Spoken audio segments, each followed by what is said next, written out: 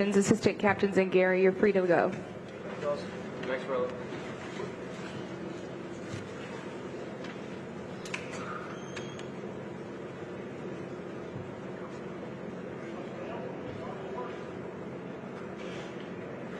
We'll roll right into questions. Please raise your hand and we'll get a microphone over to you. We'll start with Shane Ryan, then Doug Ferguson. Question for Mike. What were some of the big moments either yesterday or this morning, no matter who said them, that kind of kept your spirits up? I heard something that Mackenzie Hughes might have given a speech on the bus ride over today. I'm sure you guys said stuff. What comes to mind as the critical moments to avoid falling into despair? I don't think there's any like one moment or one or two moments. I think it's collective. We're all in this together. We all had a great belief, and I was just so proud of the guys, how they fought. As I told you guys that yesterday, the guys fought, and that message was loud and clear to the guys. They knew they were right in the matches. Just like it went our way today, it went their way yesterday, and that's golf, as we know. But I wouldn't say there's any one moment. The guys they're just so bonded. Some guys are saying things, and us captains are as well, and it's just collective. And just a quick follow-up, can you give your thoughts on Jason Day's chip on 18, degree of difficulty, how much it meant, et cetera? Yeah, what a beautiful chip. I was kind of near the front of the green. I couldn't tell exactly the lie or anything like that, but I knew it was going to be a difficult chip. But he's one of the best in the world at that, and that was a beautiful chip. Unbelievable. We'll go to Doug. Mike, as well as you guys played yesterday, and the matches all went against you, and the belief in your team's fight and spirit and all that good stuff, you show up this morning with like no room for error given the start. Did any of that make you nervous? And at what point, what kind of emotions did you have seeing the boards filled with yellow at some point during the day? Yeah, I mean, shoot, look, the game's a game of nerves and controlling nerves, and but I was confident in our guys, and I'm just so proud of the guys, so pumped for them. To play that well yesterday and not have any points on the board was disappointing. So to see their hard work and them sticking in there, and us captains and myself asking them to stick in there and believe, couldn't be happier. I mean, just so proud of them. We'll go to Rex Hoggard next. Mike, what was your message? Oh, sorry, over here. What was your message to the team last night before they left the cabin?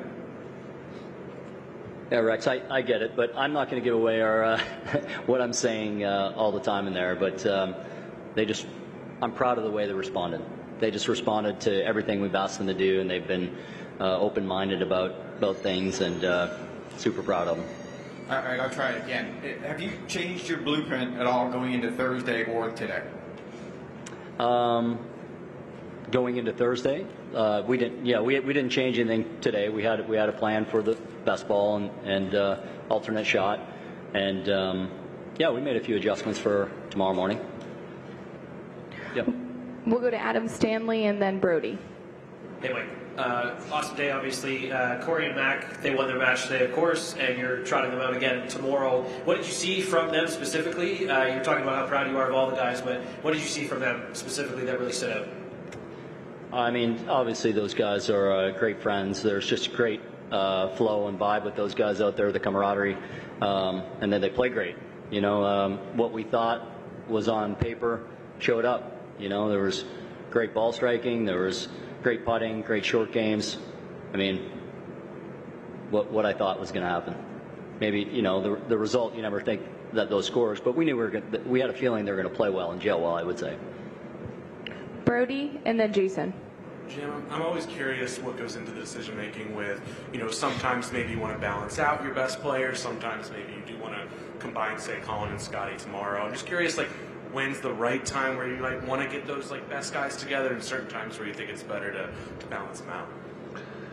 I mean, I think Mike would sit over there and say the same thing when you start talking about your best guys. I mean, we're confident in all 12 guys. I think it's really the combos of four balls and foursomes. It's also changes from 10-man and 8-man, if that makes sense. And so, the same. I think I'd say the same thing as Mike. We had a pretty good plan, or had a plan for Thursday and Friday coming in. You're going to make some adjustments for Saturday. But I think a lot of it has to do with kind of your 10-man, your 8-man lineups as well. And so, man, Russ has played his heart out and has played great. So, you know, I guess that's probably hard to not have him play in the morning tomorrow because he and Scotty have gelled so well, but we're also trying to manage some effort levels, you know, there's just a lot that goes into it emotion-wise as well. And so it's just trying to maximize. I said the same thing yesterday, trying to maximize your 10 men on the golf course or your 8 men on the golf course. Jason? For both of you, I'll start with you, Mike. Same question. How would you compare the atmosphere in the crowds today to yesterday? Well, yeah, they were clearly more energetic today, bigger crowds. I said, I think on the Golf Channel that I thought maybe half of Montreal took the day off work, and the crowds were that big out there and really energized from the get-go, from the first hole. It was fantastic. I certainly hope it's just as loud this weekend. I believe it will be, and we're really hoping they come out loud and strong like they did today.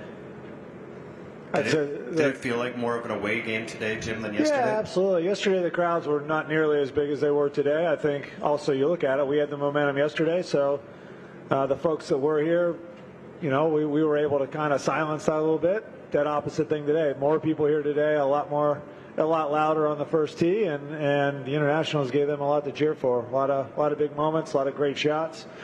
My hat's off to them. Their guys played really well. There's for alternate shot pairings, there was a lot of birdies made and a lot of guys that were well under par.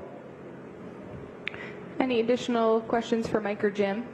We'll go to Doug Ferguson. Doug, thanks for waiting for the microphone.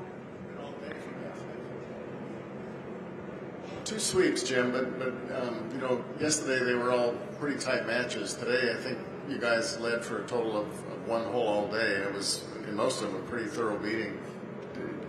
How do you kind of regain? I know you're confident, but kind of regain momentum going into the start of tomorrow.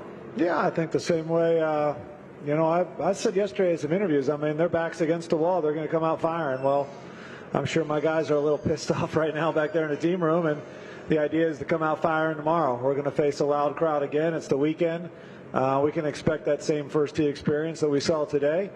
You know, I sure liked it a lot better when I saw a lot of red on the board rather than a lot of gold. So, but we have to do the same thing. We have to just kind of, you know, I'm sure there's going to be some guys that stand up in our room today and have some stuff to say about what they saw on the golf course, and I'm going to rely on my leaders tonight for some messaging as well. Time for a couple more. We'll go to Jason, then back to Doug. Mike, you said you made some adjustments for tomorrow's matchups based on today. Are we at the point of this competition where form matters more than numbers or any of that data or anything? No, it's definitely a factor. You know, I mean, you have stuff down on paper and that you have an idea about, and then once the competition starts, you do start to formulate some things in your mind, and you talk through things with your captains and players and caddies, and everybody communicates, and yeah, so that's all helpful going forward to make the small adjustments.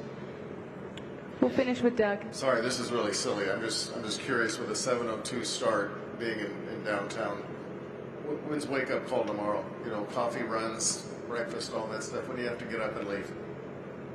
Before the strikers, probably, but. Don't tempt them. Don't tempt them. I would probably. I would imagine we're probably leaving at, you know, 4:15, somewhere in there tomorrow. That'd be my guess. I'll have to 4:15, 4:30 maybe from the hotel. I'll ask the guys what time they want to arrive, and we got Scotty and Colin out in the first group, so they get to make the decision. Yeah, I'm same as Jim. You know, talk to the guys that are going out first and decide what time they want to be there. But it's early start, long day tomorrow. Mike, Jim, thank you for the time. Appreciate it. Thank you.